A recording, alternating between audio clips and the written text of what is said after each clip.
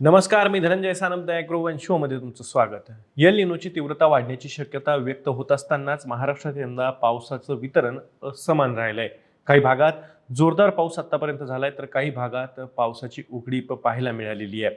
याचा थेट परिणाम खरीप पिकांच्या वाढीवर होताना दिसतोय। दुसरीकडे एल निनोचा प्रभाव वाढला तर केवळ पावसावरच नाही, तर जगभरातील शेतीमाल उत्पादन, बाजारभाव, वाहतूक, ऊर्जा आणि महागाईवरही परिणाम होण्याची शक्यता आता तज्ज्ञांकडून व्यक्त केली जाते आहे।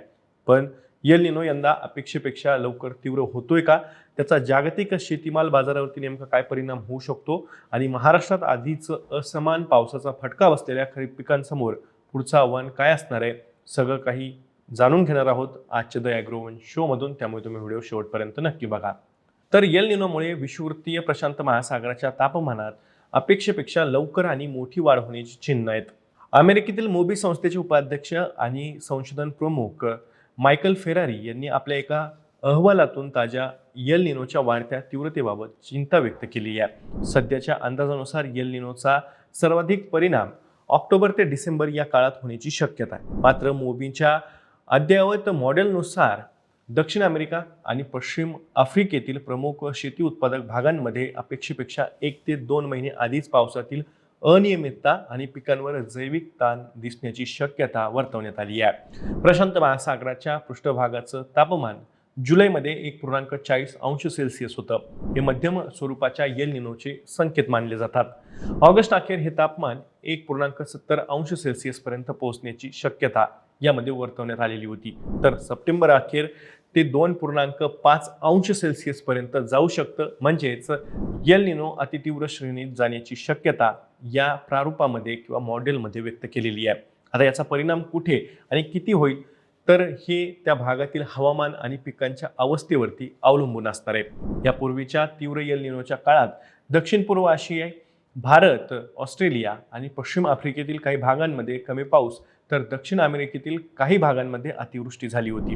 विशेष म्हणजे एल निनो किती तीव्र आहे यापेक्षा तो पिकांच्या वाढीच्या कोणत्या टप्प्यावरती परिणाम करतोय हे अधिक महत्त्वाचं ठरतं, आणि याच ठिकाणी महाराष्ट्राची परिस्थिती महत्त्वाची ठरते।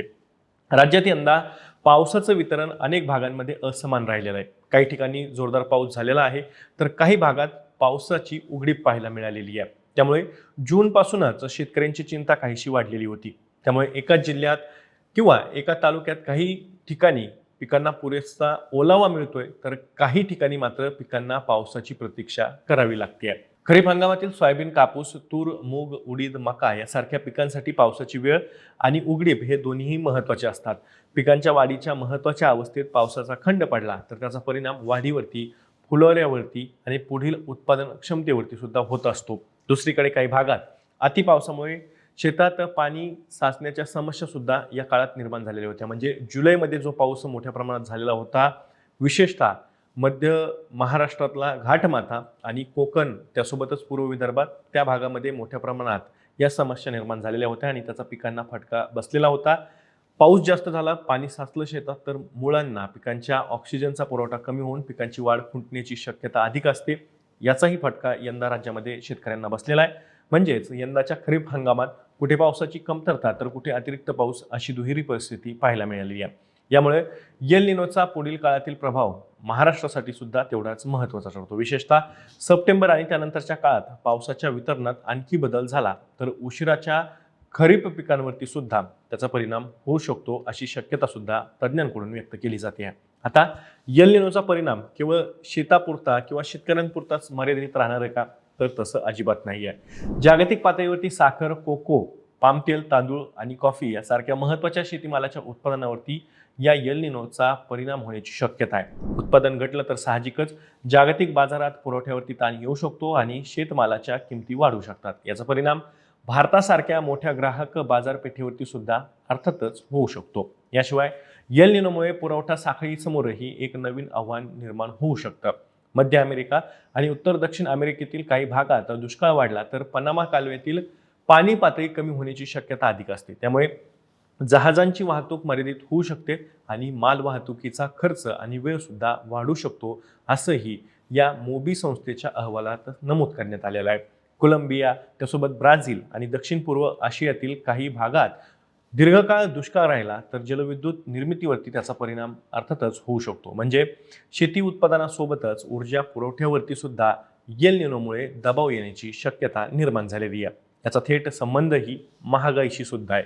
विकसनशील देशांमध्ये ग्राहकांच्या खर्चात अन्नाचा मोठा वाटा असतो. त्यामुळे शेतीमालाचं उत्पादन घटून जर दर वाढले तर अन्न महागाई वाढू शकते. महागाई नियंत्रणात ठेवण्यासाठी केंद्रीय बँकांना व्याजदर विषयक धोरणात सुद्धा बदल करावे लागू शकतात. म्हणजेच एल निनोची तीव्रता वाढली तर त्याचे परिणाम शेतापासून बाजारपेठेपर्यंत आणि बाजारपेठेपासून अर्थव्यवस्थेपर्यंत जाणू शकतात, असा इशाराही मोबी या संस्थेच्या अहवालात देण्यात आलेला आहे. राज्याच्या दृष्टीनं म्हणजेच महाराष्ट्राच्या दृष्टीनं बोलायचं झालं तर सध्या सर्वात महत्त्वाचा मुद्दा आहे तो म्हणजे पावसाचं वितरण. एल निनोचा पुढील काळात परिणाम किती आणि कसा होईल हे आत्ताच निश्चितपणे सांगणं शक्य नाहीये. मात्र यंदा पावसाच्या आत्तापर्यंतच्या असमान वितरणामुळे आधीच ताणाखाली असलेल्या खरीप पिकांसाठी पुढील काळातील हवामान म्हणजेच मान्सून कसा राहतो हे सुद्धा महत्त्वाचं ठरणार आहे. त्यामुळे शेतकऱ्यांनी पिकांची अवस्था, जमिनीतील ओलावा आणि स्थानिक हवामानाचा अंदाज घेऊनच सिंचन असेल, खत व्यवस्थापन असेल आणि कीड रोग व्यवस्थापन असतील याबाबतचे निर्णय घेणं गरजेचं ठरत आहे.